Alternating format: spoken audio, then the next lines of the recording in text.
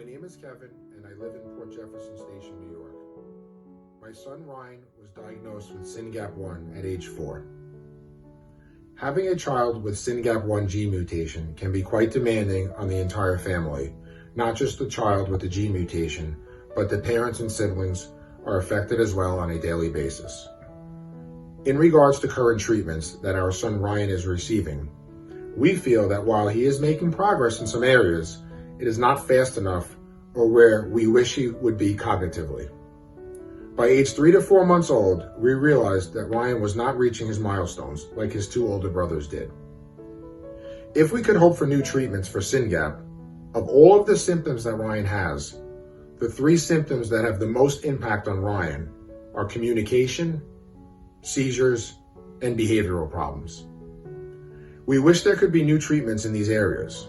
When Ryan was about 8 months old, he started physical therapy, occupational therapy, and working with a special education instructor. Ryan goes to kindergarten and is in special education. He has a school aide that is assigned to him at school that is with him on a one-to-one basis for the entire day. As soon as Ryan turned 18 months old, he started speech therapy, because in New York State, they don't start speech therapy before the age of 18 months. Initially, since Ryan is nonverbal, therapy was things like singing to him, touching his face while saying the ABCs, and toy playing. As Ryan has grown older, speech therapy now focuses on trying to teach him to use a communication device and as well as sign language. Even with therapy, he can indicate yes or no most of the time by shaking his head or pointing to his chest. But communication is still extremely limited.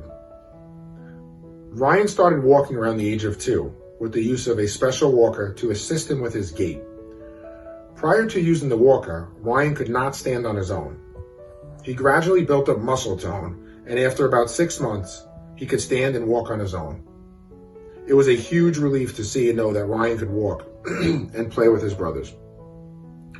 Ryan started using SMO braces after he started walking because he was born with hypotonia, and when he would walk with his walker, he would drag his right foot behind him.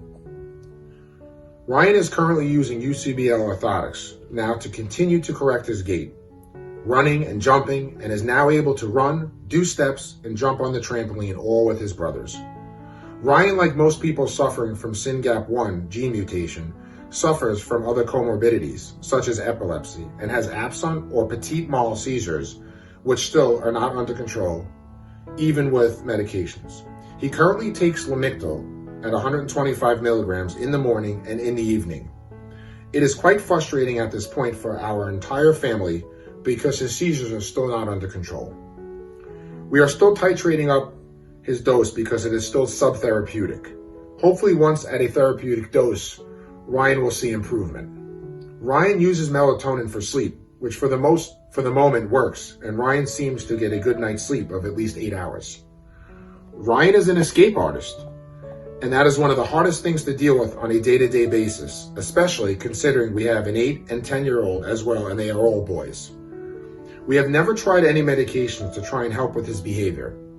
Ryan's mom, though, is about to start taking a class with a social worker to learn behavioral interventions. We have been considering trying clonidine, but have not yet started. Going on vacations can be quite the challenge as well because of Ryan not being in his normal surroundings can affect his sleep, which in turn affects the day not only for Ryan but the entire family.